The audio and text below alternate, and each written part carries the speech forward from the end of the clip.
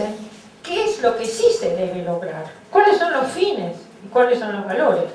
Los puede tomar de la filosofía de la educación, los puede ampliar, los puede justificar, los puede crear, los puede crear. Pero lo que quiero decir es que nos está diciendo qué se debe hacer, pero qué se debe hacer no solo en las formas, sino también en los contenidos. Es una didáctica que se preocupa mucho por los fines y los valores, por los contenidos, y que considera que el contenido depende no solo de qué se trata, sino de los métodos con los cuales se ha enseñado y se ha aprendido. Contenido implica método. Un mismo tema enseñado de dos maneras diferentes son temas distintos. Entonces, la didáctica normativa es una didáctica muy preocupada por los contenidos y los métodos, porque se preocupa por los fines que se van a lograr. No es una didáctica neutra. La didáctica prescriptiva, aquella didáctica tecnológica de base sistémica, porque ese era su fundamento, era neutra y decía que quería ser neutra. Decía expresamente que quería ser neutra. En cambio, en este caso, bueno, nosotros teníamos que llegar a una conclusión. ¿Por qué era neutra? Si me remito a lo que habíamos visto del positivismo, es porque esa didáctica, en realidad, podríamos decir que es la cima, la conclusión de lo que fue la didáctica conductista. La didáctica conductista, en realidad, habría que hacer una historia de lo que pasó con la teoría de la evaluación en la didáctica conductista, en donde ellos han llegado a un momento en donde desarrollan una serie de técnicas para asignar calificaciones que son basadas sobre medidas estadísticas.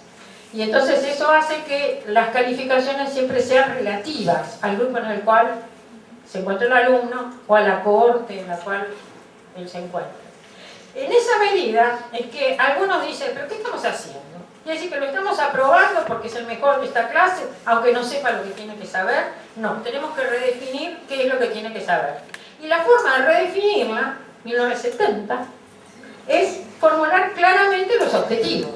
Pero objetivos de tal modo que son esos objetivos operacionales, me dicen con claridad qué cambios se tienen que producir en el alumno, en qué cantidad tiene que poder ser medido, observado y medido, y en qué contexto.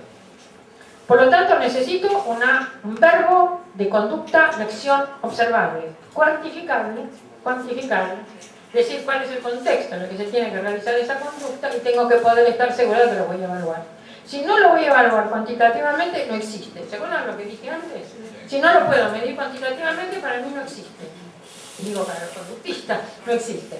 Los objetivos operacionales propios de la didáctica de enunciados prescriptivos tecnológica es esa didáctica que trata de ser neutra. La usamos para enseñar, no importa qué, ni a quién, ni dónde, porque tiene que ser útil, válida, aplicable, eficaz, eficiente en cualquier situación para enseñar no importa qué, ni a quién. La didáctica normativa sí se preocupa. ¿Qué es lo que se va a enseñar? ¿A quién se va a enseñar? ¿Por qué se va a enseñar? ¿Dónde se va a enseñar? Es decir, estoy haciendo una diferencia en la clase de prescripciones o normas, de debe. Cuando yo digo, me interesa una didáctica que prescribe o normatiza, quiero decir, me interesa una didáctica que diga qué es lo que hay que hacer. No solo que describa o explique lo que pasa, sino que también diga qué se debe hacer. En ese sentido es que estoy haciendo una referencia a la práctica. La didáctica que no haga referencia a la práctica no puede ser didáctica. La didáctica se preocupa por intervenir en la práctica. La didáctica es una disciplina de intervención. La enseñanza ya es una intervención social. Por lo tanto, si yo me ocupo de la enseñanza, estoy diciendo cómo tengo que intervenir. La didáctica se ocupa de cómo intervenir, pero ojo que acá se puede ocupar de dos maneras distintas. Una estoy llamando prescripción, la otra la estoy llamando norma. No sé si se entendió lo que dije. Vuelvo a decir que esa es mi postura. Yo tengo que aclararlo, es mi postura. Que es crítica frente a las didácticas prescriptivas, que existen, hay que ser claro para verlas, y las didácticas normativas, que también existen y que uno tendría que ver cómo se construyen para que sean buenos, para que efectivamente cumplan con los requisitos que tiene que tener la didáctica. Y entonces, antes de retomar algo general sobre la didáctica, quiero decir que una discusión, una controversia terrible, como dije al principio, que hay hoy en la didáctica, es cuál es la relación que hay entre la didáctica general y las didácticas específicas. Una relación posible es decir, la didáctica general desarrolla conceptos generales que luego serán aplicados en las didácticas de las disciplinas. Algunos sostienen eso. Algunos sostienen eso. Hay otros que consideran que la didáctica general en realidad es el producto de ver qué es lo que tienen en común las didácticas de las disciplinas. Y vamos a encontrar autores que dicen eso.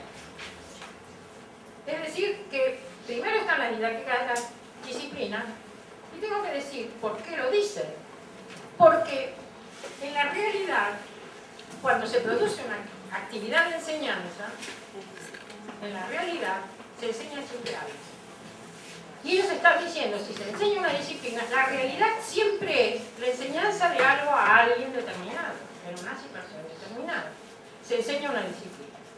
Por lo tanto, algunos dicen la realidad, si parto de la realidad, me voy a encontrar con que la realidad es la enseñanza de ciertos contenidos. ¿Qué es lo que tienen en común todas esas enseñanzas? Me podría dar lugar a la generación de una didáctica general. Otros pueden decir, existe una didáctica general, es una disciplina con una larga historia, que ha producido mucho conocimiento, que ha producido un herramental conceptual para analizar y para prescribir o normatizar respecto de la enseñanza, y también existen didácticas específicas de las disciplinas. Si yo miro la historia, digo, efectivamente, hay una didáctica general que es muy antigua, y hay unas didácticas específicas de las disciplinas que en algunos casos también son antiguas. Porque vean ustedes, yo les decía, por ejemplo, Hugo de Saint-Victor, que era un enemigo de Abelardo, entre paréntesis, uno de los enemigos de Abelardo, defensor de San Bernardo, precisamente. ¿Saben quién era San Bernardo? El entero. Bueno, Hugo de Saint-Victor, Saint-Victor era el monasterio que se encontraban, por eso hay un Ricardo de Saint-Victor, que era discípulo de Hugo de Saint-Victor. En realidad describe, en el siglo XII, ya un texto sobre cómo enseñar, en donde pone mucho el acento en cómo leer, cómo enseñarle al alumno a leer. Después vamos a ver por qué le pone el acento en eso. Pero ya ahí uno podría decir, hay una didáctica específica de una disciplina, que hoy nos preocupa mucho, que es cómo enseñarles a los alumnos a leer. Pero también nos podemos encontrar, si tengo un buen salto, Comenio en su didáctica magna tiene varios capítulos dedicados a didácticas de las disciplinas. En cierto modo repite este marco, este que está acá, porque él fija conceptos generales para la didáctica general y luego los aplica a la didáctica de las disciplinas. Pero las didácticas de las disciplinas existen desde que hablamos de una didáctica general. Algo hay, algún componente, alguna referencia respecto de las distintas disciplinas que se enseñan.